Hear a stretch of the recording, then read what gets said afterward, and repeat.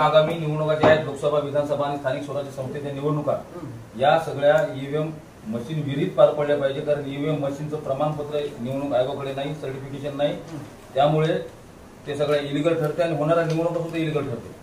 म्हणून समन्वय जनता पार्टीतर्फे केंद्रीय निवडणूक आयोग यांना, मुख्य निवडणूक आयोग आणि केंद्रीय निवडणूक आयोग यांच्याकडे हे निवेदन तुमच्या मार्फत म्हणजे तहसीलदार दारवा यांच्या मार्फत आम्हाला पाठवायचं.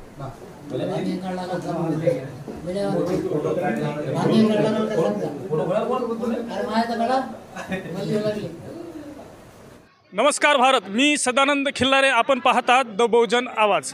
आज आपण उपस्थित आहोत महाराष्ट्रातील दारवा शहरामध्ये आणि हे तहसीलचे प्रांगण आहे. आपण माझ्या पाठीमागे पाहू शकता तहसील कार्यालय येथे आहे आणि माझ्यासोबत काही लोक येथे उपस्थित आहे. समन्वय जनता पार्टीचे काही पदाधिकारी आणि प्रवक्ते माझ्यासोबत येथे उपस्थित आहे. नुकतेच यांनी माननीय तहसीलदार साहेब यांना निवेदन दिलेले आहे. कशा संदर्भातलं निवेदन आहे हे आपण जाणून घेऊया. सर, आपण नुकतेच निवेदन दिलेले आहे तहसीलदार साहेबांना. कशा संदर्भातलं निवेदन आहे आणि काय मागण्या आहे आपल्या?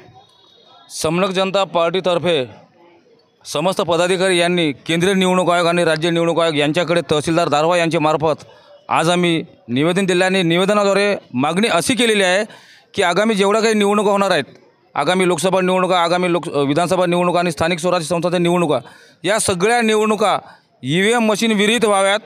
पूर्वीची जी पद्धत होती की बॅलेट पेपरवर निवडणुका व्हायच्या आणि फ्री अँड फेअर व्हायच्या, तर तशी गॅरंटी आज या ईव्हीएम मशीनमध्ये नाही. कारण हा ईव्हीएम मशीनचा जो आज घोटाळा चालू आहे संपूर्ण देशामध्ये चालू आहे आणि हा जो विषय आहे तर हा विषय सायंटिफिकली, वैज्ञानिकदृष्ट्या हा खरोखर असंवैधानिक आहे, इलिगल आहे.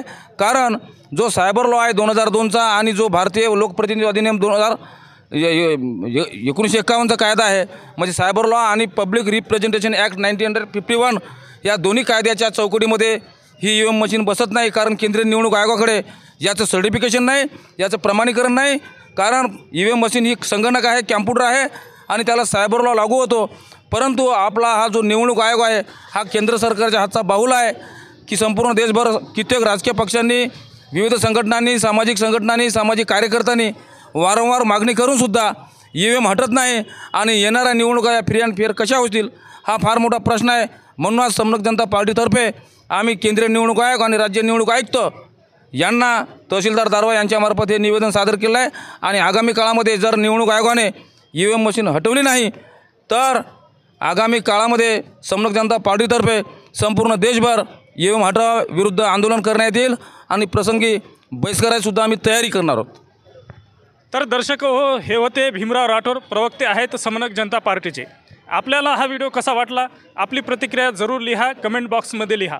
तोपर्यंत आपणा सर्वांचे धन्यवाद. नमस्कार.